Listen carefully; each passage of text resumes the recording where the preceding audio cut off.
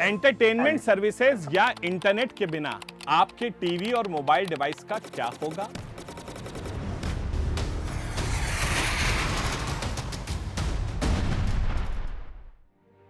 Hello दोस्तों, मैं हूं कासिफ अंसारी। तो अभी पूछे गए सवाल का सीधा जवाब है आपका टीवी और मोबाइल बिना एंटरटेनमेंट और इंटरनेट के हो जाएगा टोटल कबाड़। सोचकर ही डर लगता है ना।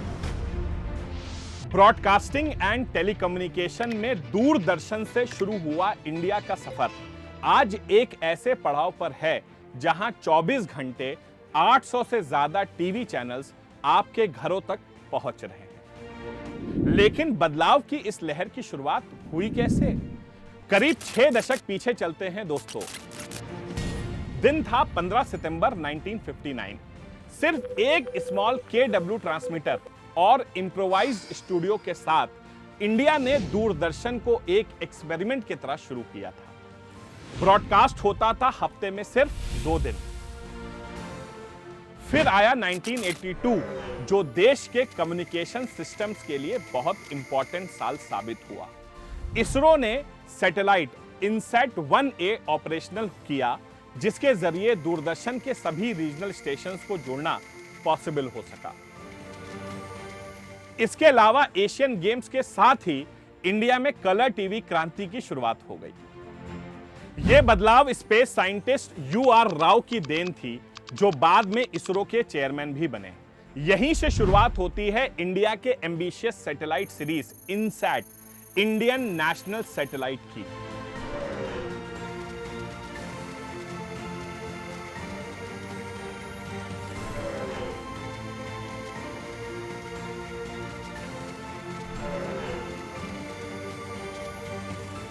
इसका एम था भारत के telecommunications, broadcasting, search and rescue की जरूरतों को पूरा करना। जियो स्टेशनरी ऑर्बिट में सक्सेसफुली पहुंचने के कुछ महीनों बाद इट अनफॉर्चुनेटली फेल्ड, जिसके बाद अगस्त 1983 में इनसैट 1B को लॉन्च किया गया, जिसने 10 साल तक सक्सेसफुली ऑपरेट किया। सन 1980 से 1990 तक इनसैट सैटेलाइट ने इंडिया के कम्युनिकेशन सिस्टम को मजबूती दी।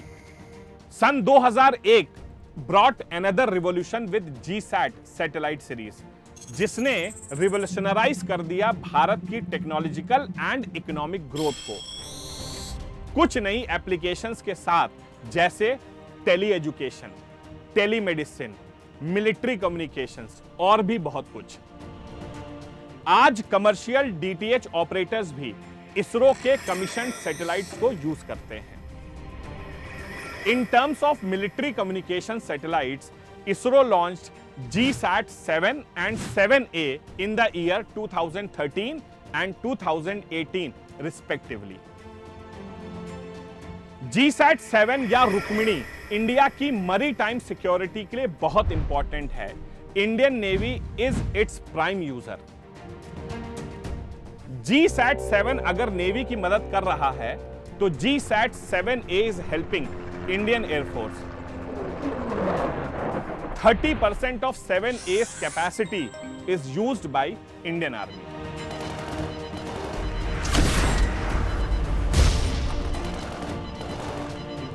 डिफेंस मिनिस्ट्री ने GSAT-7B को भी हरी झंडी दिखा दी है। This satellite is likely to be used by the Indian Army for the communication. इसके अलावा और भी GSAT सैटेलाइट्स हैं इन सर्विस, जो कम्युनिकेशन के रेवोल्यूशन में अपना रोल प्ले कर रहे हैं। अब इसरो कई नए माइलस्टोन्स अचीव करने की तैयारी कर रहा है।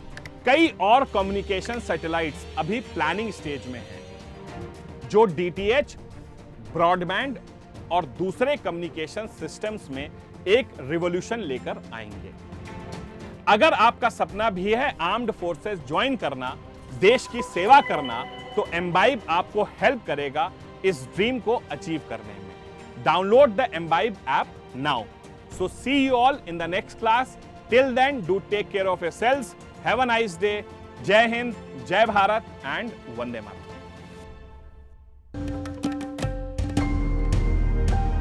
Keep imbibing. We believe in you.